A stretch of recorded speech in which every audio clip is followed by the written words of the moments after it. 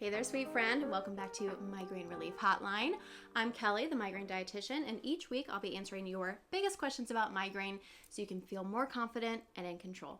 Now, before we jump into today's question, I just have to say a giant thank you because your support for this podcast has been mind-blowing. We have, I think, over 150 subscribers and followers.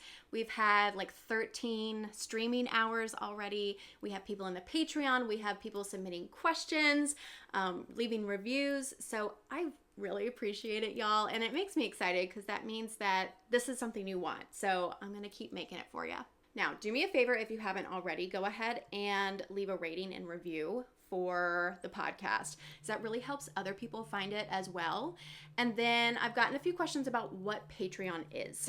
So Patreon is another way that you can support the show. You donate $5 or $10 each month, and then in return, I give you bonus stuff. So you get live Q&As with me. We have hangouts. We have a listener chat.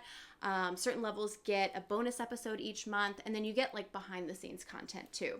So it's a way to support the show, but also get extra stuff. But truly, even just listening right now is a big support, and I really appreciate it, y'all. All right, now let's get into today's question all about how to deal with migraine attacks that happen first thing in the morning. A quick note before we get started, I am a dietitian, but I am not your dietitian. The information in this podcast is intended to be educational only, and it is not a substitute for medical advice. Please be sure to check with your healthcare provider before making any changes to your health routine.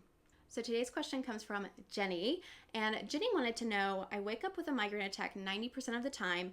Any thoughts on why that happens? Now, the good thing is that if you're waking up with attacks already in progress, there's probably a reason why that's happening. So we're going to talk about the different things you can explore that can help you find relief, as well as, of course, some tips that you can try out today. Okay, so one of the biggest factors, honestly, or one of the most common factors is blood sugar at night. Okay, and a lot of us think about blood sugar during the day. We're trying to eat regularly, get protein, but it also matters at night too. I'm going to give you a little bit of science here to kind of make it click for you. So your body relies on stored glucose, which is also called glycogen, at night to help fuel your body and keep your blood sugar regulated. Now, if your glycogen stores aren't filled enough or they run out too quickly, then that can lead to blood sugar drops, which can wake you up. And then also it leads to cortisol spikes, which can wake you up. Now, even if neither of these things wake you up, it can start a migraine attack while you're sleeping, so that when you wake up in the morning, you're already dealing with that before your day has even started. Now, why would this be a problem? Why would your body have trouble regulating your blood sugar at night? Now, one reason is people with migraine are sensitive. We have sensitive bodies, we have sensitive nervous systems, and the body likes consistency when it comes to migraine. So even small drops in blood sugar and small abnormal spikes in cortisol at night can impact us. There are also some things that can cause your glycogen stores to be depleted too quickly overnight, such as fasting, either during the day or fasting too long before dinner and bedtime or dinner and breakfast. It can also be triggered by eating a low-carb diet. So if you're not eating enough carbohydrates in general, your body's not going to have enough glucose to store and to turn into glycogen. And I want to point out that you might be eating a low-carb diet and not even realize it. So this stuff doesn't have to be intentional. You don't have to be intentionally fasting or intentionally forgetting to eat carbs for it to impact you. Now, another thing to think about is cortisol dysregulation. Cortisol is our main stress hormone, and I just talked about earlier how when your blood sugar drops at night, cortisol will increase. And that's supposed to help us normalize blood sugar so it doesn't drop further. However, if you have dysregulated cortisol, either too much or too little or funky cortisol patterns, that system may not work as effectively, which can also impact you. So honestly, if you're waking up in the morning with an attack already in progress, I usually recommend experimenting with this first because it is the most common cause that I see, at least in my clients, of morning migraine attacks. So there are a few things that you can play around with to try and see some improvements in this area. One is eating a bedtime snack, 30 to 60 minutes before bed, that contains protein and carbs. You want to make sure that it contains carbs because that's the energy, that's where the glucose comes from. And then protein helps slow down the digestion and absorption of that sugar from the carbs so that it's not hitting your system all at once and it'll last you longer throughout the evening. Now, some really simple examples of a protein and carb snack is yogurt, Greek yogurt, maybe with some granola on top. You could do apples and nut butter or peanut butter or sunflower seed butter. You could do cheese and crackers. Like, there's lots of simple snacks that you can have, and it doesn't have to be a big ordeal. Now, this is kind of along the same vein, but don't go to bed hungry, especially if you're starving. I know it happens to all of us. Sometimes you'll get into bed and you realize, wow, I'm starving. But you really don't want to go to sleep in that state because you're already needing fuel at that point. So you're really setting yourself up for failure in that situation if you're letting yourself go to bed starving. So get up, have a little snack, or even better, if you're someone who is willing to eat in bed, you can keep a little snack bar or something like that in your nightstand, and then you don't have to get up out of bed and ruin your routine. And if these things don't work for you, if adjusting your eating routine doesn't really help, then you might want to look more into cortisol. You can even do cortisol testing and see if there are any abnormalities there that are impacting your blood sugar and waking you up at night or triggering attacks at night. Now, blood sugar isn't the only thing that can impact morning migraine attacks, so let's talk about some of the other factors that you can be on the lookout for. Another factor is dehydration, particularly the day before. So if you're dehydrated throughout the day, you're not getting electrolytes, you're not getting enough fluids, then that's going to carry over into nighttime while you're sleeping. And then when you wake up in the morning, you're going to be super dehydrated.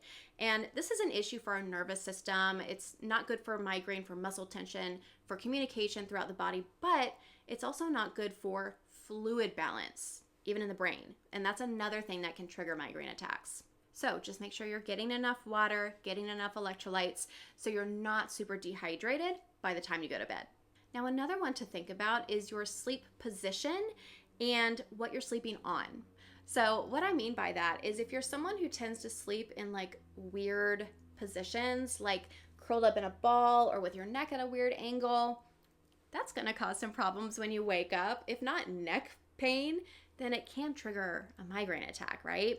So thinking about how you're sleeping, trying to go to bed with a neutral spine, if at all possible, and then also thinking about your pillow and your mattress.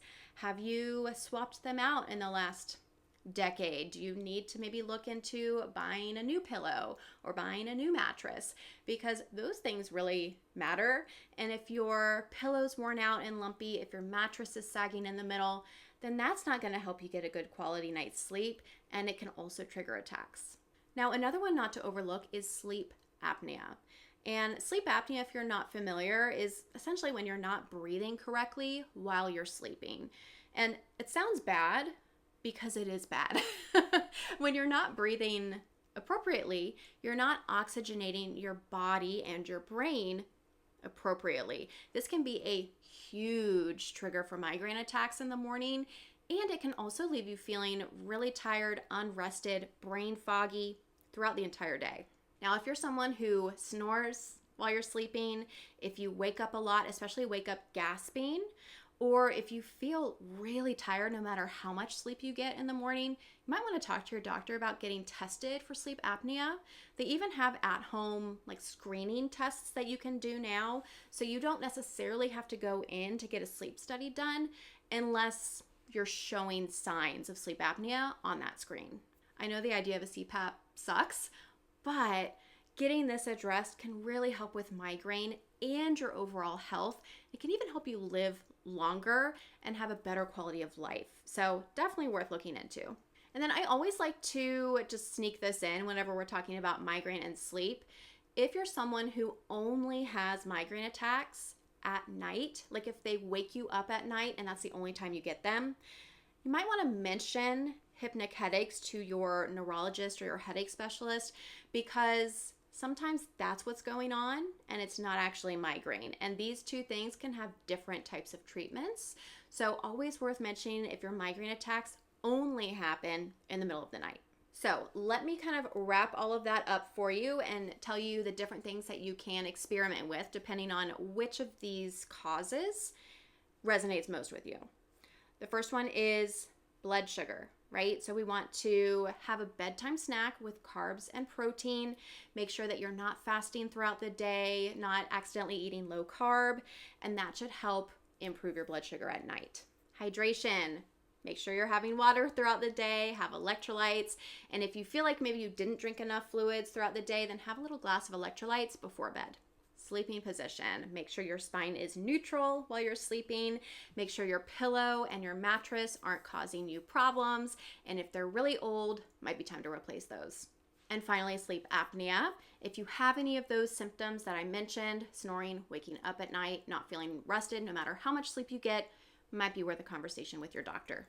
So hopefully this helped you see that morning migraine attacks aren't hopeless. There is something you can do to try and prevent these from happening, but it is all about prevention. We want to look backwards and see what's happening before and during sleep.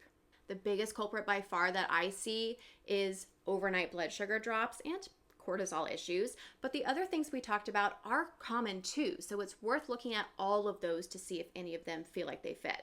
And there are so many things that we could talk about when it comes to sleep and migraine, so if you have any questions about this topic, go ahead and submit them using the link in the show notes. And if you were interested when I was talking about cortisol and want to get your levels tested, that is something I offer as well, and I can help you interpret those results in the context of migraine and sleep issues or stress issues or whatever's going on for you. So you can head to the show notes as well, and you'll see a link for the lab shop there.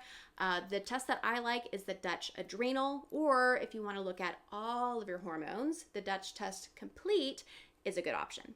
And that is it for today's episode on morning migraine attacks. Thank you so much for tuning in. I hope you enjoyed our episode today.